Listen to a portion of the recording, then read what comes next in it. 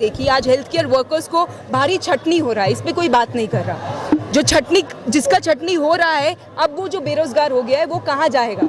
तो उसको बस माइंड में एक टैबलेट दे दिया गया है कि आप खतरे में हैं, और इस देश में जो टोपी लगाता है, जो हिजाब पहनते हैं, वो आपके जो है कसूरवार है, जो कि सच नहीं है। और बात मैं सिर्फ आखिरी में इतना ही कहूँगी, इस देश के हिंदू को आज उसके सामने एक सवाल है कि आपका त्योहार अगर इस देश में मनाया जाएगा तो क्या आपका त्योहार से हमें डरने की ज़रूरत है?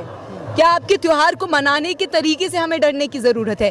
क्या आपका त्योहार में जो लोग पार्टिसिपेट करेंगे वो इस तरह से आतंकवाद को फैलाएंगे इस देश के अंदर? ये सवाल है।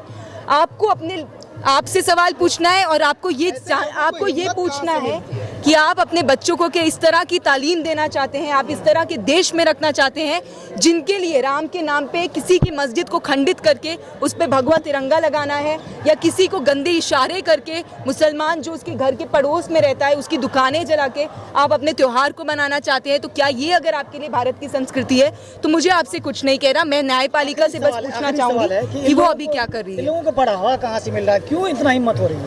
बढ़ावा इसलिए मिल रहा है क्योंकि अगर आप कल को, आपका डेमोक्रेटिक नेशन है, अगर आपका रूल ऑफ लॉ है, तो कोर्ट तुरंत कॉग्निसेंस ले सकता था। कोर्ट ने तो नहीं लिया। कोर्ट पूछ सकता था प्रशासन से कि आपकी इस जिले के अंदर, कारगोन के अंदर, मध्य प्रदेश के अंदर कोई मस्जिद पे कैसे चढ़ गया? उस पूरे एरिया के अंदर इतना टेरर कहाँ से हो गया? रामनवमी की जो जुलूस है, पहले भी मार्च निकलती थी, लेकिन ये क्या है कि इतने प्लान तरीके से देश के 5 जगहों के अंदर, 5 स्टेट के अंदर वहाँ पर ये डिक्लेयर कर दिया गया है कि अब तो पूरा प्रशासन चुपचाप बैठा रहेगा। और कितना सारा वीडियो सामने आया है जिसमें पुलिसकर्मी साथ में खड़े हैं, उनको कह रहे हैं हाँ ये घर है, ये घर को आइडेंटिफाई करो, इस पे टारगेट करो। तो ये तो साफ है कि ये प्लान्ड है। एक मात्र आरोपी होने से बुलडोजर चलाना जायज़ है? बुलडोजर चलाना कभी भी जायज़ नहीं है अगर लोकतांत्रिक देश है। अगर लोकतांत्रिक देश नहीं है तो आप फिर जो मर्जी करिए, लेकिन आप पहले बता दीजिए। आप खुद ही डिसाइड नहीं कर सकते ना कि ये पनिशमेंट मैं इसको दूंगा, या यही जो है ये एक्यूज़ है। और ये एक पूरा ट्रेंड है, जो विक्टिम है उसको कैसे एक्यूज़ बना देना, ये हम लोग देखते आ रहे हैं सदियों से। इस देश में इसी तरह से न्याय को दिया जाता है, यही जस्टिस करने का तरीका है उनके लिए।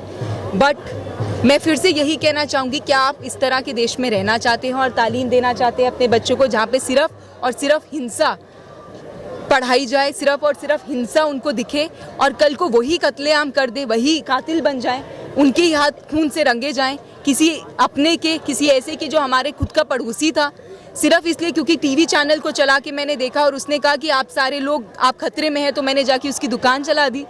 और ये अगर कोई कर रहा है तो इसमें कानून प्रशासन जो है हमारा, उसने उसके ऊपर एफआईआर करने की बजाय उसने एफआईआर उसके ऊपर की जिसकी दुकान जली, जिसका लाइवलीहुड छीना गया। मूवी आने के बाद जो है काफ़ी ज़्यादा देखा गया कि माहौल कहीं ना कहीं खराब हुआ है। कश्मीर फाइल्स मूवी जो है, आप किसी एक कम्युनिटी की पेन को यूज़ करके अगर आप एक दहशत का माहौल बनाना चाह रहे हैं देश में, तो मुझे लगता है कि उस जो पीड़िता हैं, जो लोग हैं, उनके भी दुख का मजाक है।